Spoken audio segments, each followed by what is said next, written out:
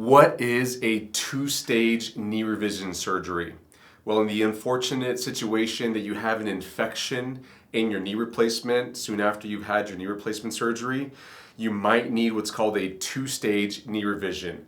What happens is they have to put you under again, go into your knee, take out all the metal parts that they've installed on the end of this bone, on the end of the shin bone down here, and if they put anything on the back of the kneecap, that needs to be taken out as well so that they can remove anything that's infected.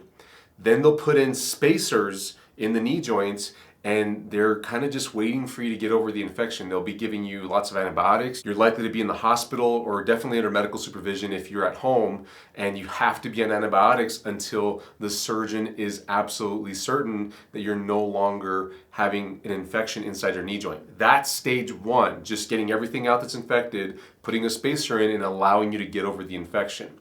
Stage two is redoing your knee joint replacements.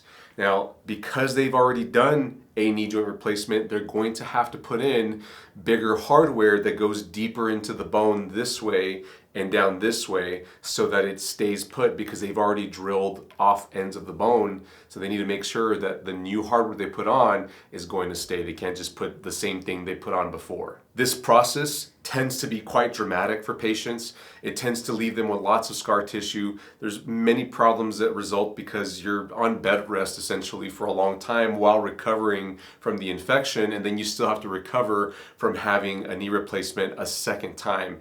It's usually a months-long process from the first knee replacement up until where you're in the clear and you're good to start doing rehabilitation and getting back to walking and normal things. So in the event that you have to have this done, be prepared to be at home or be in bed in the hospital. Make sure you tell your family. The good news about this is that they're very successful at treating the infections, and you're probably going to get back to walking and doing a lot of normal things. You just might have some limitations. Your knee might not be like you expected or hoped after signing up for the knee replacement the first time around. Hey, I want to let you know that we have videos for a failed knee replacement situation, not an infection, but if you've had chronic knee pain after having a knee replacement and it's been several months, a year or more, and your knee's not quite right, we've got videos to help you begin to make your knee better. They're down in the description below in a playlist called the Failed Knee Replacement Help Playlist.